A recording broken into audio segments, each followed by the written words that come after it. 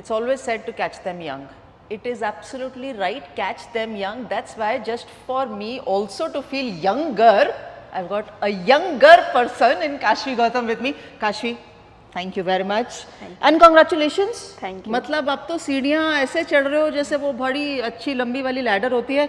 घर में सब खुश हैं? हाँ, सारे खुश हैं। क्या कह रहे, क्या तो होंगे अच्छा ये तो पहले कर लेना चाहिए था, आप लेट क्यों किया? नहीं, खुश तो काफ़ी हैं, पर ये तो कहते ही हैं साथ में कि और एफर्ट देना है, कि इंडिया के लिए प्रॉपर इंडियन टीम में जाना है, वहाँ पे जाके सस्टेन करना है, अपनी कंट्री को सर्व करना है। अच्छा,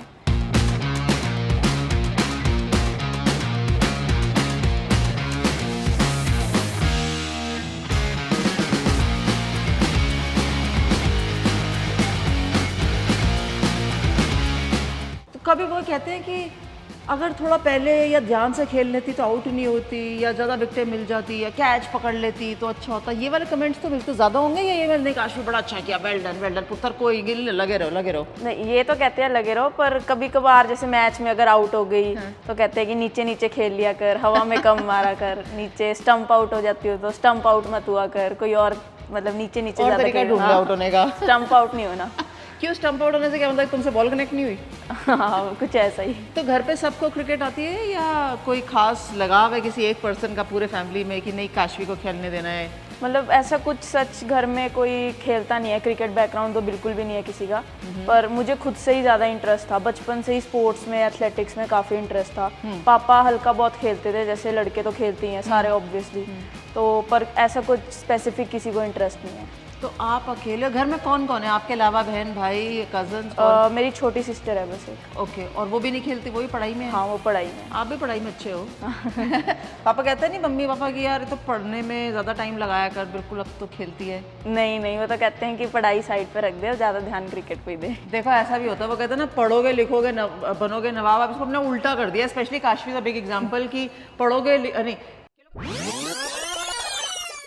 लाइन ये है कि खेलोगे कूदोगे बनोगे लाजवाब, पढ़ोगे लिखोगे बनोगे नवाब। अब आपको लाजवाब बनना है या नवाब बनना है, काशवी एग्जाम्पल पूरी एग्जाम्पल है। जब आपने खेलना शुरू किया तो खुद खेलने चले गए थे? क्योंकि आप पता है मुझे गली क्रिकेट खेलते थे, हम सब गली क्रिकेट ही खेलते हुए आए हैं, सबको लगता था यहीं से शुरू करते हैं और फिर टैलेंट दिखता है। तो वो शुरू कैसे हुआ कि नहीं Kashvi cricketer as a professional cricketer बन सकती है? मतलब स्कूल में भी मेरे को सारे स्पोर्ट्स मैंने खेले हैं, मैंने स्केटिंग करी है स्टेट लेवल तक, वॉलीबॉल खेला है इंटर स्कूल लेवल पे, पर जैसे लड़के खेलते थे ना गली में तो अच्छा लगता था कि मैं जाऊँ वहाँ पे खेलूँ, और वहाँ भी मतलब मैं बॉल डालती थी तो लंबे रनअप से डालती थी, तो मैं थी चाहे छोटी, 4 बॉलें लंबे रनअप से डाल के 2 बॉलें स्पिन फेंक दी क्योंकि थक जाती थी उस टाइम पे। तो पर शुरू से मतलब ऐसा था कि क्रिकेट ही खेलना है। कितने साल के थे उस समय जब तेज रनअप और लंबा और छोटा रनअप? वो 11-12 साल, दूर से भाग के आनी है, 3 बॉलें डाल दी, अब बॉडी थक गई, स्पिन फेंक दो खड़े खड़े। और सीम बॉलिंग करने का शौक खुद से था? हाँ, खुद किसी को तो देखते होगे गली में ऐसे लड़के, मतलब लड़कों को देख के कि वो बॉल तेज जा रही है, विकेटों पे लग रही है, तो थोड़ा सा रहता था कि हाँ मैं भी वैसी बॉल डालूं। स्पिन की तरफ तो कभी ध्यान नहीं दिया? नहीं। और बैटिंग की तरफ क्यों? क्योंकि रन्स करने जरूरी थे? बैटिंग के लिए मुझे छक्के मारना मतलब अच्छे लगते थे कि बस मार के खेलूं, नीचे नीचे तो ना खेलूं। जैसे छक्के मारते थे लड़के, पेड़ों के ऊपर से जा रही है बॉल, एकदम घरों में जा रही है, वो अच्छा लगता था। देखिए ये एक नई जनरेशन है जो हम देखते रहते हैं, वो कहते हैं कि हमने सिर्फ बॉल ऊपर से मारनी है।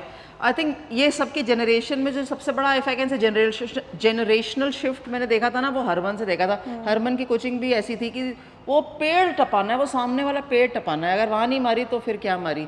तो अब तो ये कॉमन बात हो गई है कि छक्के ही मारने हैं। छक्के मारने के लिए इसलिए ना हमने ये माहौल क्रिएट किया। ये देखो यहाँ पर कितने बड़े बड़े से वेट्स हैं, ये एक अलग सी मशीन है जो हम देखते हुए आए हैं, ध्यान से ये गिरना नहीं यहाँ पे, और ये इसीलिए लाया है क्योंकि ये आपको फील एट होम देगा ये सारी मशीन्स।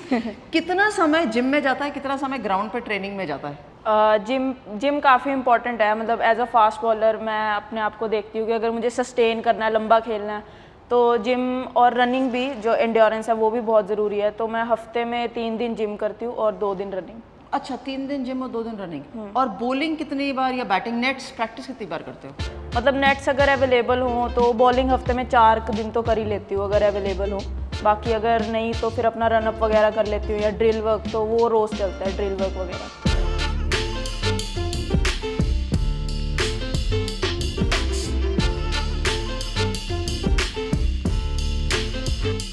जो आपने एक बार सबसे पहले काशवी गौतम का नाम तब सुना था जब आपने 10 विकेटें ली थी, वो तो आपको अच्छे से पता है, और मैंने आपकी बॉलिंग भी देखी थी। वो बॉलिंग और जो आप आज बॉलिंग कर रहे हो ओवर द फ्यू इयर्स, जो आपने मैं उस स्टोरी पे वापस जाऊंगी, तो उसमें क्योंकि हम ट्रेनिंग की बात कर रहे हैं, उसमें कितना डिफरेंस है? उसमें काफ़ी डिफरेंस आया है। मैंने पेस पे काफ़ी वर्क किया उसके बाद एक्चुअली लॉकडाउन हो गया था, 1-1.5 साल तो कुछ भी नहीं हो पाया ज़्यादा। तो पर मैंने अपनी पेस पे काफ़ी काम किया उसके बाद से, और कंसिस्टेंट लाइन और लेंथ से बॉल को स्विंग करवाना और बाहर भी मतलब निकलवाना, बॉल को आउट स्विंग भी करवाना, वो भी अब मैंने सीखा है। वेरी इंपॉर्टेंट, वो तो बहुत ज़रूरी है। चलो, अब क्योंकि हमने 10 विकेटों की बात करी है, तो ये एक रेयर फीट है, और इंडिया में अनिल कुंबले साहब ने 10 विकेटें ली हैं, लेकिन टेस्ट मैच में, और हम सिर्फ इंडिया की बात इसलिए कर रहे हैं क्योंकि हम हिंदुस्तानी हैं। आपने 10 विकेट्स लिए हैं, लेकिन वनडे गेम के अंदर। तो जब आपने लिया था ये अचीवमेंट, एक कितनी देर बाद बता दिया गया था आपको कि आप पहले ऐसे प्लेयर हो जिसने 10 विकेटें ली हैं, स्पेशली वुमेन्स क्रिकेट में तो डेफिनेटली? पहले तो मुझे कुछ मैच में कुछ पता ही नहीं चल रहा था। जैसे 5 विकेटें ली मैंने, तो मुझे थोड़ी सेटिस्फेक्शन हो जाती है बंदे को कि हाँ 5 विकेट हॉल हो गया मेरा। पर धीरे धीरे 6, 7, 8 होती रही। तो बाद में आके मुझे रेफरीज ने बोला, बॉल पे साइन करवाया, उन्होंने बॉल दी मुझे, अंपायर्स ने कॉन्ग्रेचुलेट किया, जो ग्राउंड स्टाफ था वो आ गया मतलब फ़ोटो वगैरह खिंचवाने। तो मुझे लगा कि कुछ थोड़ी बड़ी बात हुई है। उसके बाद जैसे घर पहुंची, सोशल मीडिया खोला, इंस्टाग्राम, उस पर काफ़ी मैसेजेस आए हुए थे, पोस्ट डाली हुई थी लोगों ने टैग करके। फिर उसके बाद न्यूज़ वालों का फ़ोन आने लगा इंटरव्यू के लिए, तो उन्होंने बताया कि आप फर्स्ट ऐसी फीमेल हो जिसने ली है। तो मतलब मुझे काफ़ी सरप्राइजिंग लगा कि मुझे मतलब उम्मीद सी नहीं थी। अगर मैं सुबह उठ के गई थी मैं तो मैच खेलने, मैच जितवाने के लिए, पर 10 विकेटों वाला काफ़ी मतलब सरप्राइजिंग था मेरे लिए भी। जब ये फीट अचीव किया, तो वो जब आपने 4-5 विकेटें ले ली थी, उसमें हैट्रिक भी थी, तो क्या टीम के किसी भी प्लेयर ने और बॉलर ने कहा था कि 5 तो चलो ले ली, 6 भी ले ली, 7 भी ले ली, अब एक दो विकेटें हैं, वो दूसरे एंड से जो बॉलिंग कर रहा है ना वो भी ले सकता है बॉलर? तो उसने कहा था कि मैं आउटसाइड ऑफ स्टंप डालती रहूँगी, या हम कोशिश नहीं करेंगे ताकि आपके पास ऑप्शन रहे 10 विकेटें लेने का? ऐसा मतलब कोच ने मुझे समझाया था, मैं पीछे बाउंड्री पे उन्होंने बुलाया था, तो उन्होंने कहा था कि दूसरे बॉलर को बोले कि अटैक मत करे, डिफेंसिव बॉल डाले, थोड़ा बाहर बाहर डाले और तू अटैक करती रहे। Very nice, very nice. और जब आपने वो हैट्रिक ली थी, क्योंकि 10 विकेट तो बाद में ली थी, पर हैट्रिक के लिए ऑब्वियसली हम कोशिश करते हैं कि स्टंप टू स्टंप डालें, या पहली विकेट मिली, दूसरी विकेट, स्पेशली थर्ड की, तो आपने क्या प्लान बनाया था? बॉल उस टाइम पे अच्छा मूव हो रहा था, और जैसे ही मैंने उस मैच का पहला बॉल डाला तो वो 5th स्टंप से मतलब कट के अंदर लेग स्टंप पे विकेट कीपर के पास कैरी हुआ। तो मुझे पता लग गया था कि आज अच्छा मूव हो रहा है, तो मुझे बस अपनी लाइन और लेंथ मेंटेन करनी है। लाइन ज़्यादा इंपॉर्टेंट रहती है इन स्विंग के लिए, थोड़ा विकेट्स पे रहे तो बस मैंने वही किया। मैंने कुछ एक्स्ट्रा नहीं किया उस टाइम पे कि मैं यॉर्कर मारने जाऊँ या स्लोअर डाल दूँ कुछ वेरिएशन, मैंने नॉर्मल अपनी इन स्विंग डाली।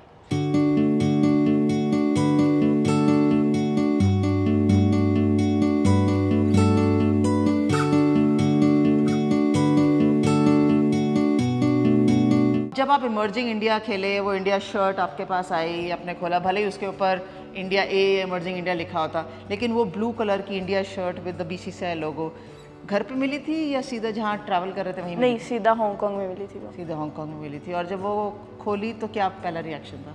बहुत सरियल फीलिंग होती है जब, और प्राउड मोमेंट होता है। ऐसा लगता है कि मतलब क्रिकेट अगर शुरू किया तो इंडिया खेलने के लिए, सबका ड्रीम होता है इंडिया खेलना, तो जब वो हाथ में आती है तो अलग ही फीलिंग होती है, कॉन्फिडेंस भी आ जाता है। तो मुझे बहुत अच्छा लगा था, जैसे ही उसके पीछे नाम लिखा होता है विद नंबर, बहुत अलग फीलिंग है वो। जब वो टी-शर्ट पहनी, अच्छा सक्सेसफुल टूर रहा हांगकांग का, वापस भी आए और फिर अपनी एकेडमी में वापस आए, तब क्या रिएक्शन था?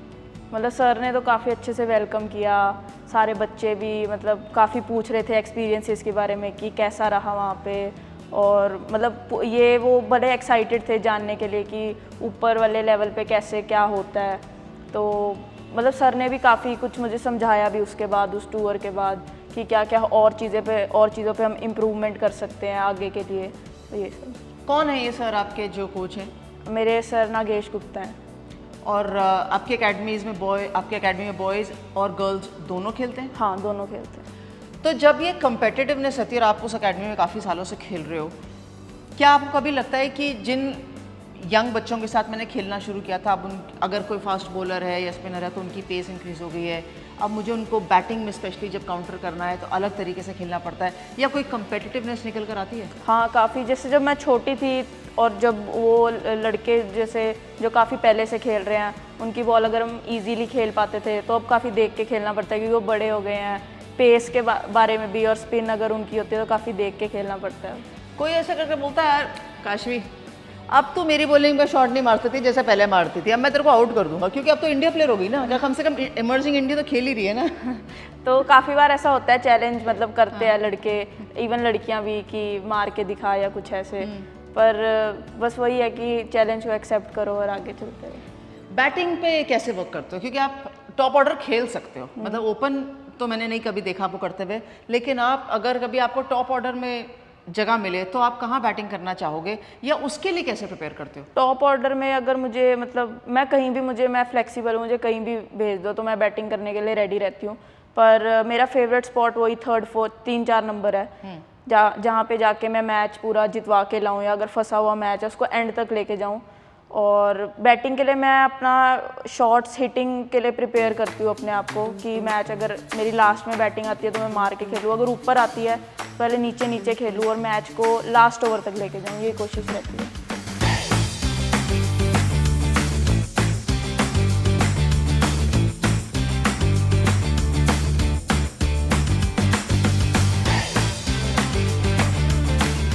ओके चलो रैपिड फायर क्वेश्चन शुरू करेंगे हम सबसे पहला सवाल, are you a morning person और इवनिंग पर्सन? मॉर्निंग पर्सन, सुबह 5 बजे उठो, 10 बजे सो जाओ। सिंपल, कहीं नहीं और कोई एक्टिविटी नहीं? नहीं। पढ़ाई में कितना टाइम मिलता है?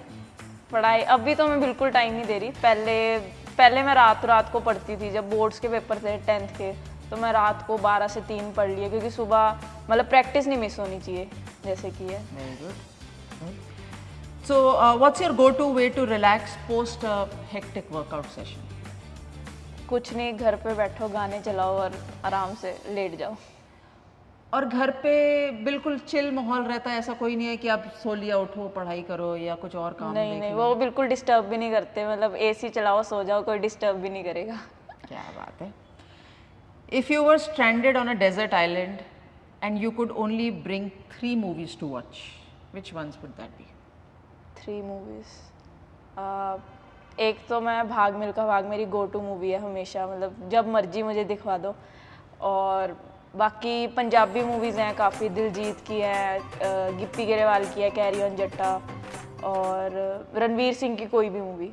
क्या बात है, एक्सेलेंट। सारी फन लविंग पिक्चर होनी चाहिए और मतलब दिमाग भी ना लगे और अच्छा एक मोटिवेशन भी मिले। Motivation. Excellent. Dream holiday destination you'd love to visit in the future? Paris. Why is that? काफ़ी वो लगता है, मतलब फैसिनेटिंग लगता है देख के, और काफ़ी अच्छी कंट्री है, लोग काफ़ी अच्छे हैं वहाँ के, फन लविंग कंट्री है। गए हो? नहीं, मैंने देखा ही है पिक्चर्स में। पिक्चर्स में देखा? Okay, very nice. If you could spend a holiday with any cricketer, who would that be and where? अभी दोस्तों में तो कनिका है, वो काफ़ी मेरे जैसी है, मतलब हमारी वाइब काफ़ी मैच करती है, हम लोग एक और जानते भी एक दूसरे को काफ़ी, 6-7 साल हो गए, तो उसके साथ कहीं भी, कोई भी डेस्टिनेशन। कोई भी destination, okay, that's good. One thing that you are most passionate about outside cricket? I think fitness, okay. Gymming, running, कुछ भी हो, मतलब मैं काफ़ी पैशनेट हूँ उसके लिए। और फिटनेस करनी ही करनी है? हाँ, करनी ही करनी। कब से, कितने साल के थे जब आपने फिटनेस की तरफ रुझान किया, या सोचा कि मुझे फिट तो रहना ही है प्लस स्पोर्ट भी खेलना है? मतलब मैं कहूँगी काफ़ी अर्ली स्टेजेस में मैंने शुरू कर दिया था, जैसे जब मैंने क्रिकेट शुरू किया, जब मुझे धीरे धीरे पता चला कि फ़िटनेस भी ज़रूरी है, भागना दौड़ना, जिमिंग मैंने लेट शुरू करी, पर रनिंग मैंने क्रिकेट खेलने के 6-7 महीने बाद रोज़ सुबह ग्राउंड जाती थी और रोज़ रनिंग करती थी, मतलब हफ्ते के 6 दिन रनिंग करती थी। Very good, very good. What's the best piece of advice you ever received from a coach? Coach भी कोच? अबाउट क्रिकेट और सब? एनीथिंग। तो मेरे मतलब जो नागेश सर हैं, उन्होंने ही मुझे दी थी कि अच्छे क्रिकेटर होने से पहले अच्छा इंसान बनना ज़रूरी है। तो ये एडवाइस मैं हमेशा याद रखती हूँ कि लोगों को, किसी का बुरा ना करो, किसी का बुरा ना सोचूं, बस नॉर्मल रहूँ। बहुत अच्छी एडवाइस है। In fact same advice mister Bishan Singh Bedi ने दी थी, और यही सेम एडवाइस बहुत साल पहले हमारे गर्ल्स का कैंप लगा हुआ था दिल्ली में और उन्होंने आके बोला था that you must become a good human being. लेकिन उन्होंने थोड़ा सा इसको चेंज करके बताया, उन्होंने हमसे ऑप्शन पूछा था good human being is essential or good cricketer. So nice, very good, अच्छी चीज़ है कि ये लेगेसी चल रही है, एक अच्छी स्टेटमेंट वाली लेगेसी चल रही है। सबसे अच्छा दोस्त कौन है आपका टीम में? मेरी Kanika. Okay, who is the prankster in the team?